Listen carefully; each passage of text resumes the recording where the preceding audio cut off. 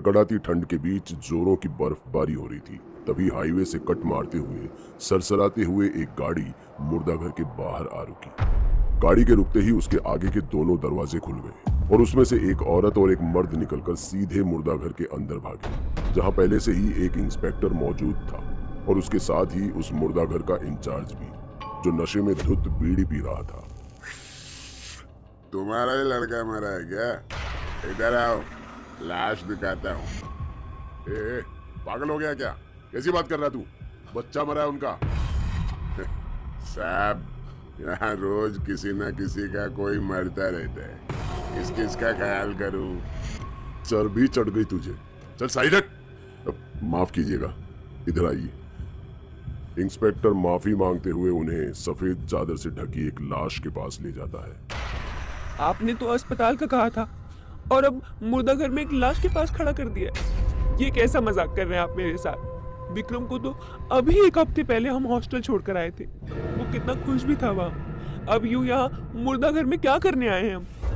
अर्चना संभालो अपने आप को। इन्होंने बस शिनाख्त के लिए ही हमें बुलाया है। उमेश अर्चना को समझा ही रहा था कि इतने में पुलिस ने लाश के मुंह से चादर हटा दी, जिसे देखते ही अर्चना अपने बेटे विक्रम का नाम लेकर चीखते हुए रोने लगी। जवान बेटे को ये लाश बना देखकर उमेश भी खुद को रोक नहीं पाया और फूट फूट कर रोने लगा। फिर न जाने क्यों उमेश को क्या सूझा, वो सीधा उठा और इंस्पेक्टर के गिरेबान को पकड़ते हुए दीवार में सटा दिया। बता क्या हुआ मेरे बेटे के साथ? बोल, वरना मैं खड़े खड़े तेरी वर्दी उतरवा दूंगा। उमेश के यूं बदतमीजी पर उतर आने के बाद अब तक जो इंस्पेक्टर कबीर शांत था, वो एकदम से भड़क उठा। फिर उसने उमेश के हाथों को झटकते हुए कहा, होश में रहकर जुबान खोलिए उमेश सक्सेना। मैं आपके टुकड़ों पर पलने वाला कुत्ता नहीं हूँ जो आपकी इन धमकियों से डर जाऊंगा। अगर अभी आपने अपना बेटा नहीं खोया होता ना, तो फिर मैं दिखाता कि खड़े खड़े और भी क्या किया जा सकता है।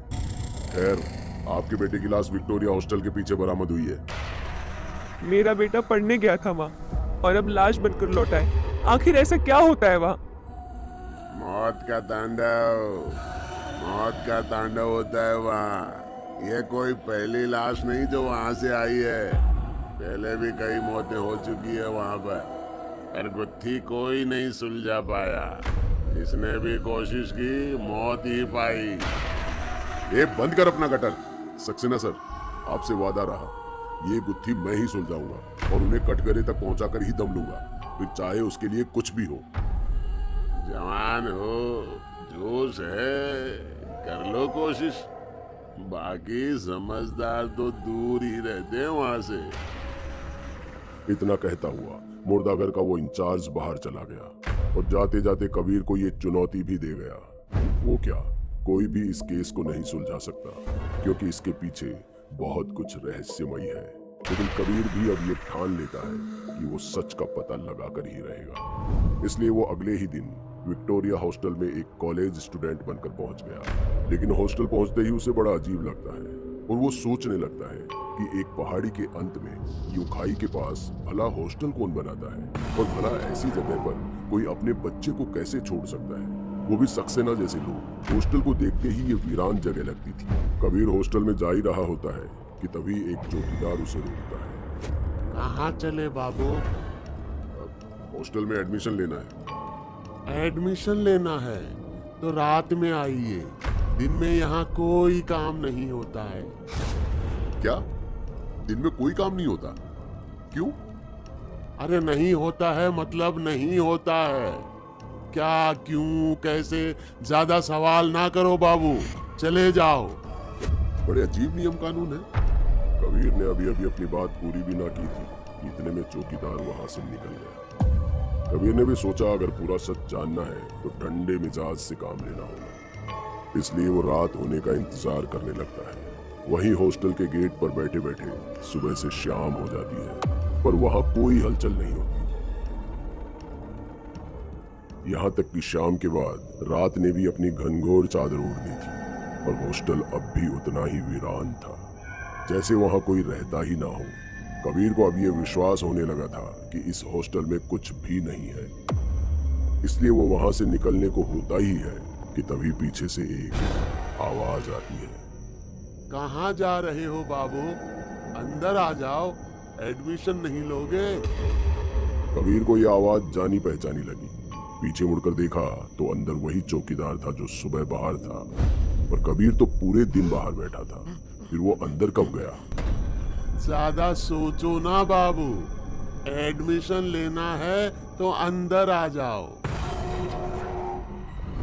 कबीर उस चौकीदार के पीछे पीछे चल देता है, पर गेट से लेकर रिसेप्शन तक पहुंचने में कुछ भी नॉर्मल नहीं था। सबसे पहले तो कबीर ये देखकर दंग था, क्योंकि अब तक जो हॉस्टल पूरी तरह से अंधेरे की चपेट में था, उसके हर कमरे में अब लाइटें जल चुकी थी और खिड़कियों से परछाइयां साफ नजर आ रही थी, जैसे अंदर कोई ना कोई है। पर भला ऐसा कौन सा हॉस्टल होता है जहां दिन में कुछ नहीं और रात में इतनी हलचल? हॉस्टल के रिसेप्शन पर मोटा चश्मा लगाए एक हट्टा कट्टा इंसान बैठा हुआ था। वार्डन साहब, बाबू एडमिशन के लिए आए हैं, मैं चलता हूँ दरवाजे पर। वार्डन ने बिना कुछ कहे एक फॉर्म और कमरा नंबर 307 की चाबी आगे बढ़ा दी। कबीर कुछ पूछने को हुआ ही था कि वार्डन ने उंगली से दूसरी तरफ इशारा किया, जहां रूल बोर्ड लगा हुआ था। कबीर रूल बोर्ड के पास पहुंच गया और उसे पढ़ने लगा।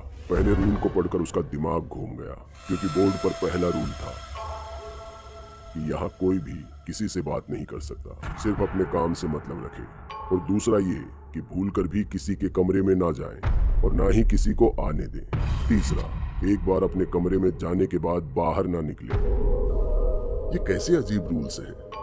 जोर से कहते हुए कबीर जैसे ही पीछे मुड़ा, वहां कोई था ही नहीं, ना ही दूर मेन गेट पर चौकीदार और ना ही रिसेप्शन पर वार्डन। कबीर बिना कुछ और सोचे सीधे अपने कमरे की ओर चल दिया। रास्ते में सभी कमरे ऐसे बंद थे जैसे वहां कोई रहता ही ना हो। फिर वो अपने कमरे 307 में पहुंचकर अपना बैग रख अपने कमरे को चारों तरफ से देखने लगा।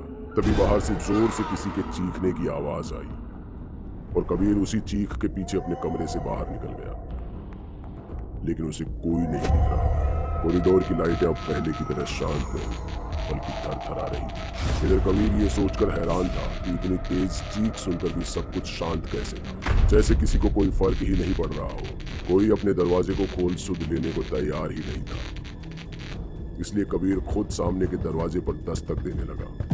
भाई, मैं कबीर इस हॉस्टल में नया आया हूँ, जरा दरवाजा खोलो। अंदर से कोई जवाब नहीं आया।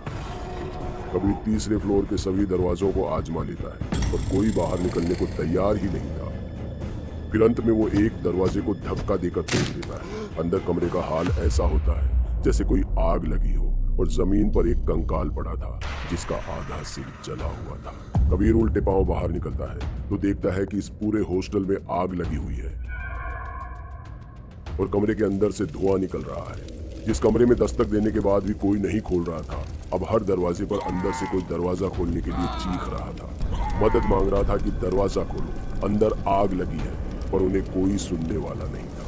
कबीर ने जैसे ही दरवाजा खोलने की कोशिश की कि आग की एक तेज लपट उसकी तरफ पड़ी और उसके कपड़ों में आग लग गई। कबीर शरीर पर लगी आग की लपटों को बुझाते हुए ऐसे घबराया कि वो कब सीढ़ियों पर पहुंच गया उसे पता ही नहीं चला और वो सीढ़ियों से फिसलता हुआ नीचे गिर गया। इससे उसके कपड़ों पर लगी आग तो बुझ गई, पर अब वो पूरी तरह से घायल हो गया था। वो दर्द से कराहते हुए उठ ही रहा था कि तभी उसकी नजर चौकीदार पर गई और वो उसी की तरफ बढ़ गया। कबीर ने उसे आवाज भी लगाई और वो पीछे मुड़ा ही नहीं, बस बुत बना आग को देखे जा रहा था और उसके आगे वार्डन की अधजली लाश पड़ी थी। चाचा, क्या हो रहा है यहाँ? ये आग यहाँ कैसे लगी और इन्हें क्या हुआ? अरे किसी को मदद के लिए क्यों नहीं बुलाते आप? मदद के लिए बहुत देर हो गया है बाबू। अब तो ये आग रोज सीने में चुभन बनकर जलती है। इतना कहते ही वो चौकीदार पीछे मुड़ा और कबीर के होश उड़ गए, क्योंकि वो भी बुरी तरह जला हुआ था। अरे ये क्या हुआ आपको? चलिए यहाँ से निकलते हैं और हॉस्पिटल चलते हैं। बाबू, मुर्दों को डॉक्टर की जरूरत नहीं होती। मतलब